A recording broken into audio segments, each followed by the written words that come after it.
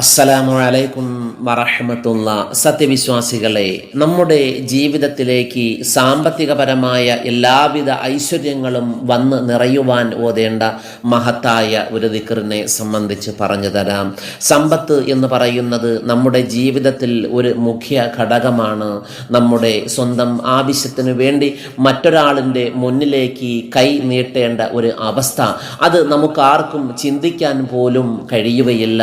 നമ്മുടെ ജീവിതത്തിലേക്ക് എല്ലാവിധ സാമ്പത്തികത്തിൻ്റെ കവാടങ്ങളും തുറന്നു തരുവാൻ, എല്ലാവിധ ഐശ്വര്യങ്ങളും നമ്മുടെ ജീവിതത്തിലേക്ക് വന്ന് നിറയുവാൻ, സാമ്പത്തികപരമായ എല്ലാ പ്രയാസങ്ങളും മാറുവാൻ, നമ്മുടെ കടങ്ങൾ വീടുവാനൊക്കെ നമുക്ക് ഉപകരിക്കുന്ന അള്ളാഹുവിൻ്റെ അസ്മാഉൽ ഹുസ്നയിലെ മഹത്തായ ഒരു നാമം. ഈ നാമം നല്ല നിയ്യത്തോടുകൂടി ചൊല്ലുക.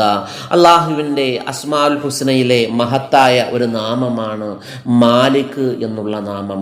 ഉടമസ്ഥൻ, എല്ലാത്തിൻ്റെയും ഉടമസ്ഥൻ, രാജാതിരാജൻ എന്നൊക്കെ അർത്ഥം വരുന്ന അള്ളാഹുവിൻ്റെ അസ്മാഉൽ ഹുസ്നയിലെ യാ മാലിക്കു യാ അല്ലാ, ഈ ഒരു നാമത്തെ സുബഹി നിസ്കാര ശേഷം അതേ ഇരുത്തത്തിൽ ഇരുന്നു കൊണ്ട് സുബഹി നിസ്കാരത്തിന് ശേഷം ചൊല്ലാറുള്ള എല്ലാ ദിക്റുകൾക്കും ദുആകൾക്കും ശേഷം മറ്റൊരു സംസാരത്തിലും ഏർപ്പെടാതെ യാ മാലിക്കു യാ അല്ലാ, യാ മാലിക്കു യാ അല്ലാ എന്നുള്ള ഈ ഒരു നാമത്തെ 121 പ്രാവശ്യം, കൂടാനോ കുറയാനോ ചെയ്യാതെ 121 പ്രാവശ്യം ഈ ദിക്ർ ചൊല്ലി യാ മാലിക്കു യാ അല്ലാ എന്ന് ചൊല്ലി അള്ളാഹുവിനോട് നമുക്ക് സാമ്പത്തികമായ പുരോഗതി തരണേ അല്ലാ എന്ന് എല്ലാ ദിവസവും മുടങ്ങാതെ ചൊല്ലി കഴിഞ്ഞാൽ അവൻ്റെ ജീവിതത്തിൽ എല്ലാവിധ ഐശ്വര്യങ്ങളും വന്ന് നിറയും എന്ന് മഹാനായ യൂസുഫ് നബ്ഹാനി റളിയല്ലാഹു അൻഹു അവിടുത്തെ കിതാബിൽ രേഖപ്പെടുത്തിയത് നമുക്ക് കാണാൻ കഴിയും.